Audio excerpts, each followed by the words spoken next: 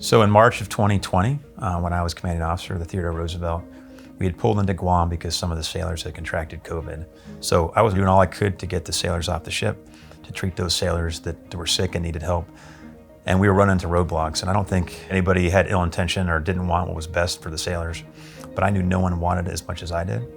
So when faced with this kind of barrier and this impasse, I felt inclined, after consulting with all the folks on the ship, to send an email to my superiors asking for help, accepting the fact that there was things I could have done better in the process, but at that point I didn't want to leave anything on the table. I had learned early on that leadership's about taking care of people. So in this case, I was going to do all I could to take care of my sailors. So I sent the email, which got us the help we needed. At the end, it came back and it ended up resulting in the end of my career. But even when I sent the email, I knew it was a conscious versus career moment, and I knew that I had to make the decision for the right reasons. And I was okay if it was going to disrupt my career. After having been relieved of command on the TR, I had to pack my stuff, and then later that day I left the ship. And was surprised when I got to the hangar, several thousand of the sailors on board had gathered to kind of do an impromptu send-off. Certainly a powerful moment for me, one I'll never forget. So even though the email rocked the boat, end of the day I feel okay with that. I wouldn't do anything differently.